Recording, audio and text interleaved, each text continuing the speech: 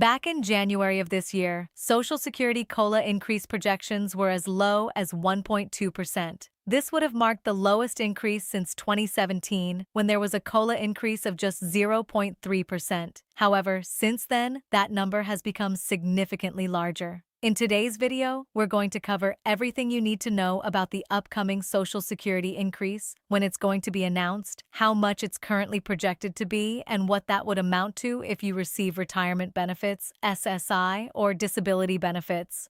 Before we dive in, if you're currently looking for a new solid checking account option for your everyday banking, Capital One 360 Checking has a really great offer for eligible new customers.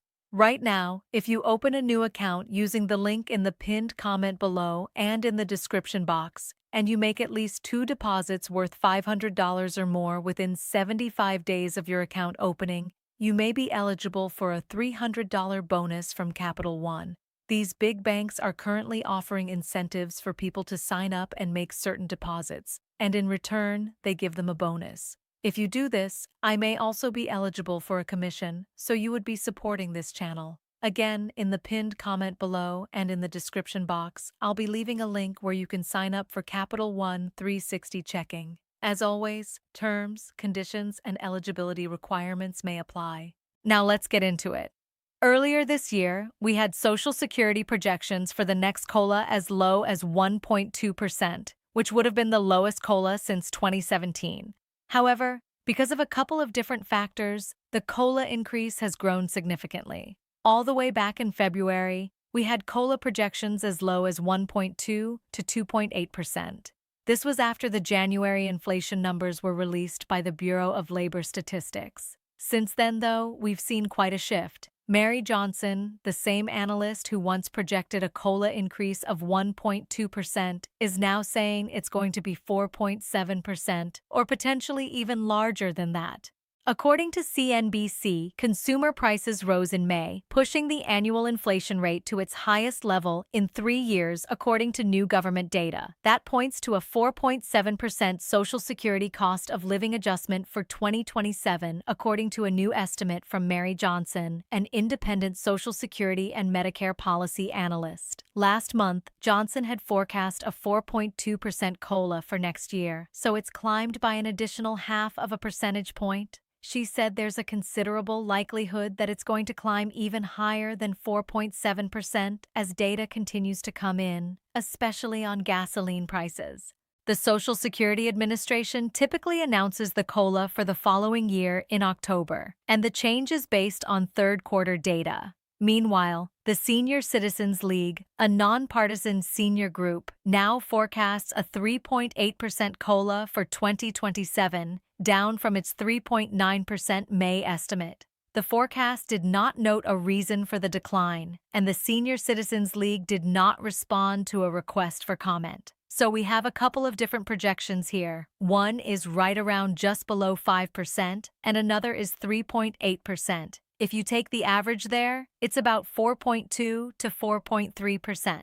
Of course, the final number could go much higher by the time it's announced, but at the same time, it could also go a little bit lower, especially if we truly do see an end to the conflict in Iran. You never really know what's going to end up happening there. Maybe things will spark back up again in a few months from now. We'll have to wait and see. Let's hope not. But if the Strait of Hormuz is fully reopened and we're able to get ships passing through and oil production back up, that could certainly cause oil prices to fall, gas prices to fall, and that inflation number could also fall, which could also mean a lower cost of living adjustment. We'll have to wait and see, though. The report goes on to say that in 2026, about 75 million Social Security and SSI beneficiaries saw a 2.8% boost to their monthly checks through the cost of living adjustment. But while the increase lifted the average $2,000 monthly benefit by about $56, beneficiaries would need a $94 per month increase to keep up with inflation, according to Johnson. The annual COLA has averaged about 3.1% over the past decade, according to the Social Security Administration. As far as which areas have really increased over the past year, according to the CPI-W and the Bureau of Labor Statistics, first off, unsurprisingly, was fuel oil. up 64.1%. That is obviously the biggest driver in these inflation numbers. Secondly is gasoline at 40.7%. Airfare is up 25%. Those three really go hand in hand along with electricity. If you get fuel oil, gasoline, and airfare down, that's obviously going to impact inflation in a way that's really going to drive things down, and that comes down to whether this war and conflict in Iran is really going to come to an end or if things are going to spark back up again. It's something that's very hard to predict. Numbers 4 through 10 include electricity, tobacco and smoking products, motor vehicle maintenance and repair, fruits and vegetables, hospital services, non-alcoholic beverages and materials, and apparel. So again, if you get fuel oil, gasoline, and airfare under control, really if you just have this conflict in Iran come to an end, more than likely this whole inflation issue is also going to come to an end as well. But even if the war does end up actually ending and it's over for good, and it doesn't spark back up again, there are some reasons that oil may not fall all that quickly. First off, traders and shipping companies may still worry about renewed conflict, so things could certainly pick back up again. It's very unpredictable. You never really know what's going to happen.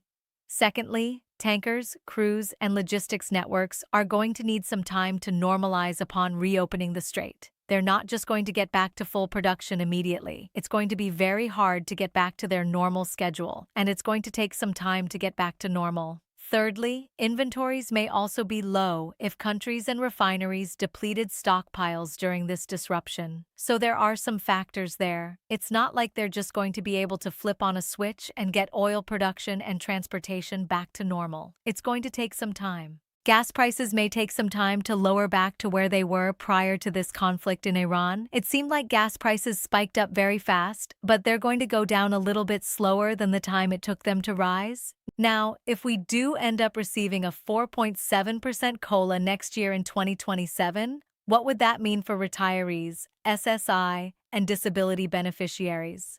For the average retired worker receiving $2,005 per month, that would mean a $94 per month increase next year in 2027, lifting their benefit to $2,099 per month. For those receiving the maximum retirement benefit at their full retirement age of $4,018 per month, they would see an increase of $189 per month, bringing them up to $4,207. For SSI individuals receiving the maximum of $994, they'd be receiving an additional $47 per month, bringing them up to $1,041 per month.